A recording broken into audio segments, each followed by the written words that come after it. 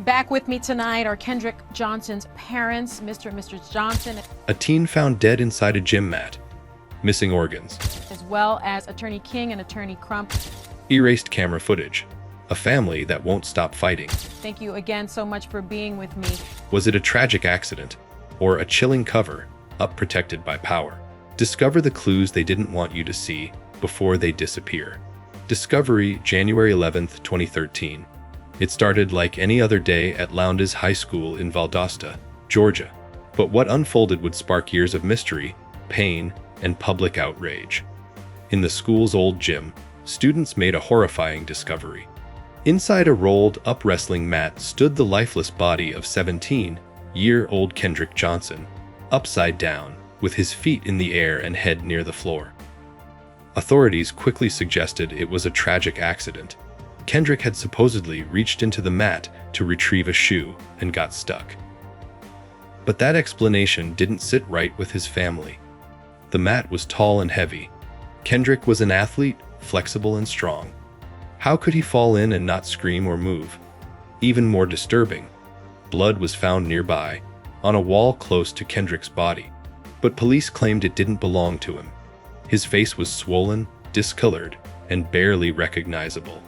Yet the first autopsy labeled the cause of death as positional asphyxia. As this chilling discovery made headlines, more and more questions began to surface. This wasn't just a tragedy.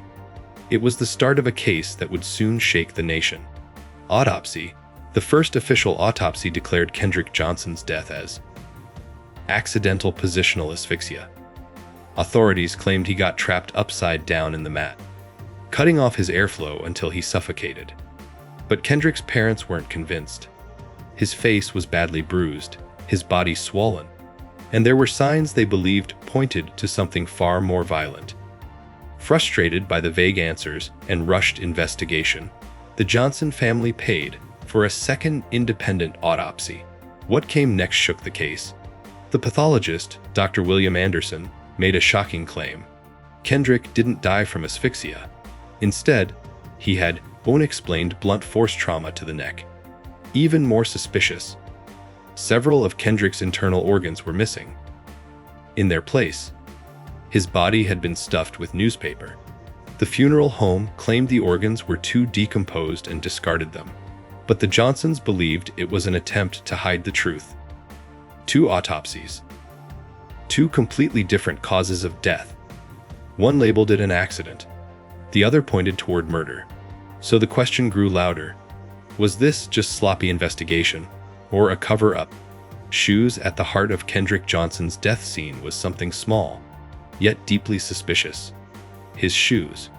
When authorities found his body, one of Kendrick's white sneakers was lying on top of the mat, near his feet, spotless, with no blood, dirt, or signs of struggle.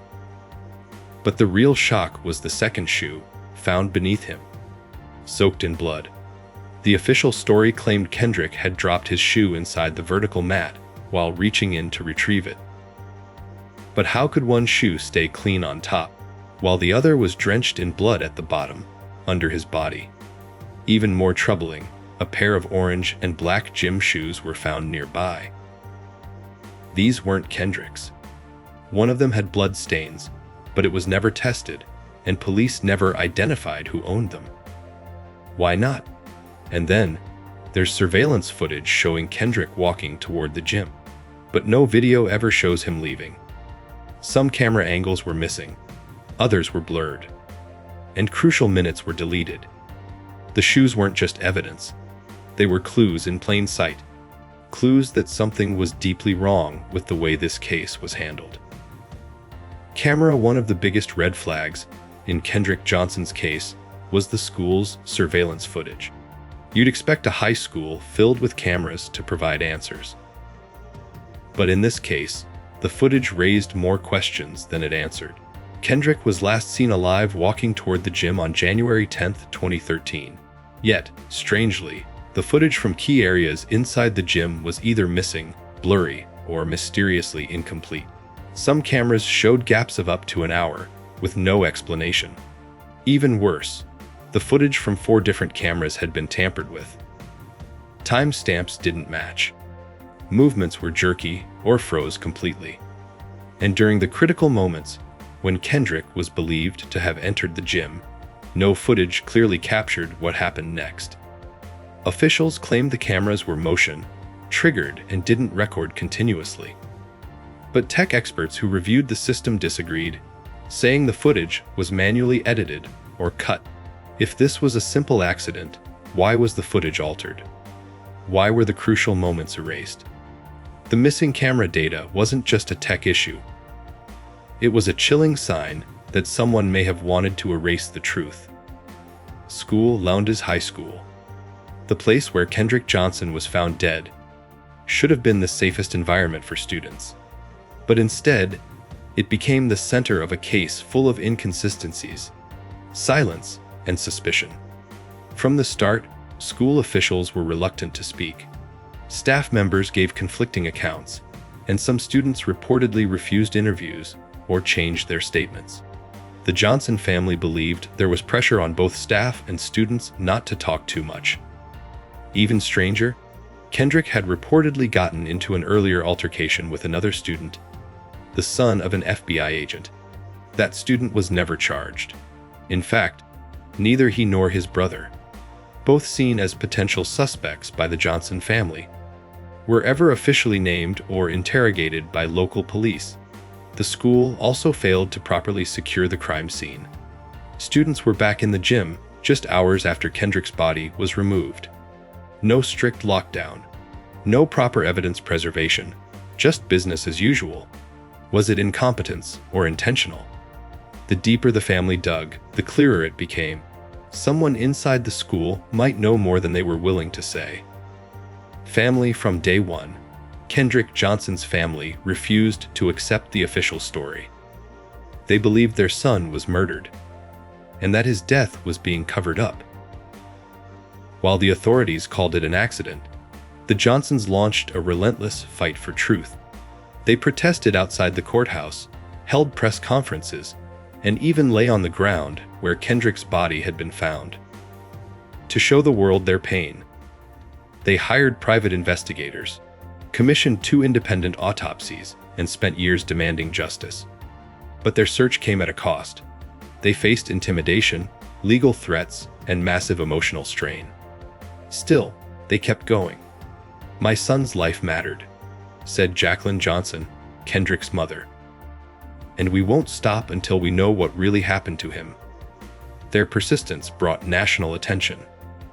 Celebrities, activists, and millions on social media joined the call for justice. The family believed powerful people were involved, people with enough influence to bury the truth. Through grief, pressure, and heartbreak, the Johnson family became the loudest voice in a case full of silence. Justice. Over a decade has passed since Kendrick Johnson's lifeless body was found inside that wrestling mat. Yet the biggest question remains, has justice truly been served? After public pressure, the case was reopened multiple times by local investigators, the Georgia Bureau of Investigation, and even the FBI. But each time, the conclusion was the same: no foul play. The authorities stuck with the original claim that Kendrick's death was a tragic accident. But for many, especially the Johnson family and their supporters, these findings only deepened the suspicion. How could so many inconsistencies, missing footage, and overlooked evidence be ignored? Was it systemic failure or something darker? In 2021, new files and testimonies briefly reignited hope. But even after reviewing over 17 boxes of evidence, the case was once again closed with no charges filed. Still, the movement hasn't died. Kendrick's name continues to trend, activists still demand answers, and the family continues to push for federal intervention. Because in the end, this isn't just about one boy's mysterious death. It's about whether the truth can survive in a system that too often silences it. Was Kendrick Johnson's death a freak accident, or a buried truth the system refused to uncover? Tell us what you believe in the comments. And don't forget to hit subscribe. You won't want to miss our next video. The Long Island Serial Killer.